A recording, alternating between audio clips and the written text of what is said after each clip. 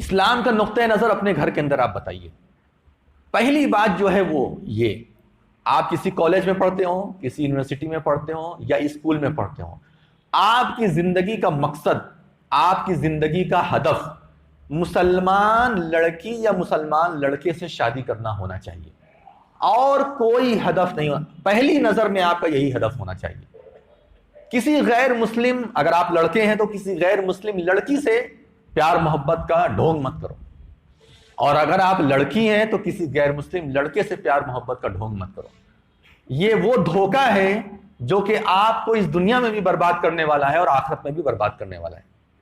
بہت سارے ایسے مسلمان ہیں جنہوں نے شادی کی غیر مسلم لڑکیوں سے، آج وہ اپنے مذہب پر قائم ہیں، مسلمان اپنے مذہب پر قائم ہیں. کیا ایسا ہو سکتا ہے اسلام کے اندر؟ مثلا بہت سارے فلمی اسٹار ہیں، نام نہیں لوں گا، آپ ان کی بیویوں کو دیکھیں گے تو وہ غیر مسلم ہیں، اور بہت ساری ایسی ہیں جو مسلم عورت ہے اور ہندو لڑکا ہے، شادی کامیاب ہے. کیا یہ صحیح ہے اسلام کے اندر کہ شوہر مسلمان رہے اور بیوی جو ہے غیر مسلمان رہے، یا اس کے برعکس؟ کیا یہ جائز ہے؟ اللہ تبارک و تعالیٰ نے قرآن کے اندر ارشاد فرمایا کہ وَلَا تَنْكِحُوا الْمُشْرِكَاتِ حَتَّى يُؤْمِنْ، کسی بھی مشرکہ عورت سے نکاح مت کرو حتیٰ یؤمن، یہاں تک کہ وہ ایمان لے آئے، یہاں تک کہ وہ ایمان لے آئے. وَلَا أَمَةٌ مُؤْمِنَةٌ خَيْرٌ مِّن مُشْرِكَةٍ وَلَوْ أَعْجَبَتْ، اور اگر تمہیں ایک آزاد عورت مسلمان نہ ملے، ایک آزاد لڑکی مسلمان نہ ملے، تو ایسی صورت میں اگر تم ایک غلام لونڈی سے اگر تم شادی کر لیتے ہو تو وہ زیادہ اچھا ہے اگر وہ مسلمان ہے تو. وَلَا أَمَةٌ مُؤْمِنَةٌ خَيْرٌ مِّن مُشْرِكَةٍ، ایک مشرک سے کہیں زیادہ اچھی غلام اور لونڈی عورت ہے. اس زمانے میں لونڈی کا نظام تھا، آج تو نہیں ہے. ہم اس کا ترجمہ اور تفسیر آپ کے سامنے کیا کریں گے؟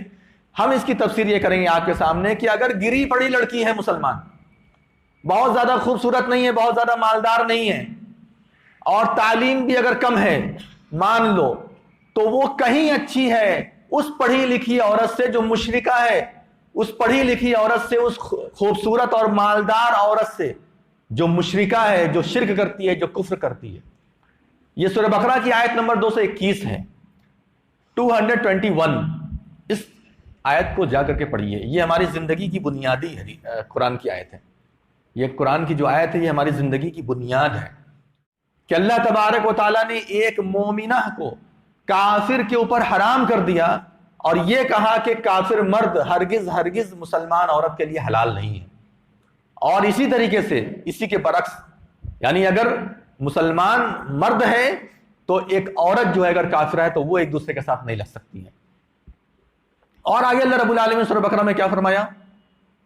وَلَا تُنْكِحُوا الْمُشْرِكِينَ حَتَّى يُؤْمِنُوا، اور کسی بھی عورت کا نکاح کسی مشرک مرد سے مت کرنا. تم بھی نہیں کرنا، یعنی مردوں کو الگ حکم دیا اللہ رب العالمین نے سورہ بقرہ آیت نمبر 221 میں. مردوں کو الگ حکم دیا کہ کسی مشرک عورت سے شادی نہیں کرنا. اور دوسرے لائن میں کیا فرمایا کہ تم خود کسی مشرک مرد سے اپنے گھر کی بہو بیٹی یا جو بھی تمہارے رشتہ دار بہن ہے اس کی شادی ہرگز مت کرنا.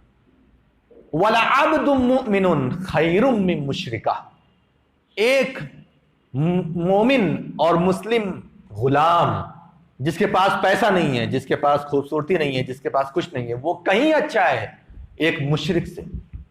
ایک جو آزاد مشرک ہے نا اس سے کہیں اچھا ہے. ارے آپ سوچو ذرا سا کہ اللہ تبارک و تعالیٰ نے ہم لوگوں کو دین اسلام دیا، ایک اللہ رب العالمین کا صحیح تعارف کرایا اسلام میں، ورنہ کس کس کی پوجا ہوتی ہے ابھی ہم نے 2-3 جمعہ پہلے بتایا. کیا کیا نہیں پوجا جاتا اس دنیا کے اندر، کس کو لوگوں نے خدا نہیں بنایا ہے، کس کو لوگوں نے خدا نہیں بنایا ہے.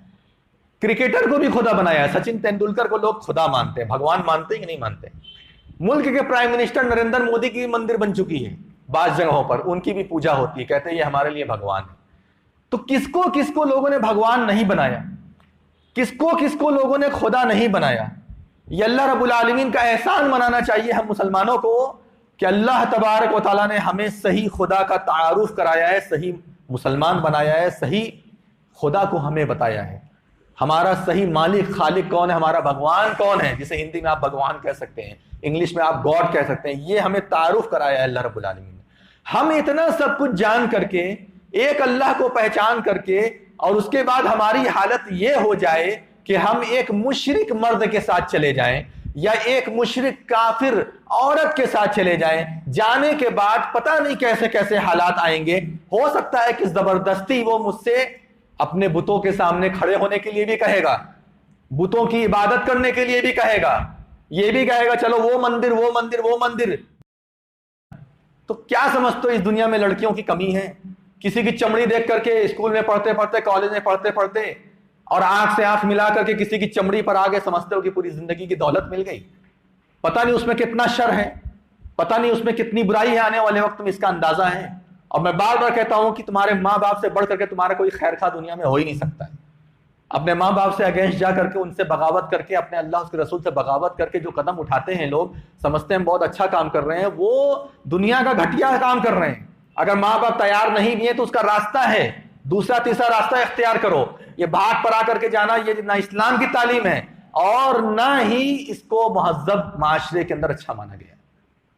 تو کہنے کا مطلب یہ ہے کہ اپنے ایمان کو بچاؤ، پڑھو ہر جگہ، لیکن یہ چمڑیوں پر آ کر کے اور چہرہ دیکھ کر کے اپنے ایمان کا سودا مت کرو، ورنہ کوئی تمہارا کچھ بھی نہیں کر پائے گا. اللہ تبارک و تعالیٰ کے دین سے باغی ہوگے، ایسے ہی قانون بنیں گے. اس سے بھی خطرناک قانون بنائے جا رہے ہیں اور اس کی زد میں مسلمان آئیں گے. تو اللہ تبارک و تعالیٰ کے اگر آپ نہیں رہو گے، اللہ کے اس کے دین سے، اس کے رسول سے، مسلمانوں سے اگر بغاوت کرو گے، تو اللہ تبارک و تعالیٰ کیسے تمہیں چین سے دنیا کے اندر رہنے دے گا؟ کیسے تمہیں سکون کے ساتھ رہنے دے گا؟ مسلمانوں میں اللہ کا شکر ہے، اللہ کا احسان ہے کہ نہ تو مالداری کی کمی ہے، نہ خوبصورتی کی کمی ہے، نہ تعلیم و تربیت کی کمی ہے، نہ کسی اور دوسری چیز کی کمی ہے. ہر چیز اللہ رب العالمین نے عطا کیا ہے. آپ کو جیسی لڑکی چاہیے یا جیسا لڑکا چاہیے، تلاش کرو، اللہ رب العالمین سے دعا کرو، استخارہ کرو، اللہ رب العالمین ضرور آپ کی مراد کو پورا کرے گا انشاءاللہ. یہ چند باتیں تھیں آج کے تناظر میں. ان باتوں کو اپنے گھروں کے اندر بیان کرنے کی ضرورت ہے. اپنی لڑکیوں کے سامنے جو بلوغت کو جا رہی ہیں، جو +2 +1 میں آ چکی ہیں، اس عمر کی لڑکی کے سامنے اب یہ سب بات کرنے کی ضرورت ہے. ان کو بتانا، ان کو سمجھانا اب ضروری ہو گیا ہے. ورنہ ان کے دل میں کیا چل رہا ہے، وہ کہاں عشق لڑا رہی ہیں، کس کو پسند کر رہی ہیں، تمہیں کون بتا رہا ہے؟ ہمیں کون بتا رہا ہے؟ وہ تو ان کے دل کی بات ہے، وہ جانے، اور جس کے اوپر دل ان کا گیا ہے وہ جانے. اس لیے یہ سب اب گھر میں بولنے کی ضرورت ہے، اسلام کے بارے میں اس کو بتانے کی ضرورت ہے.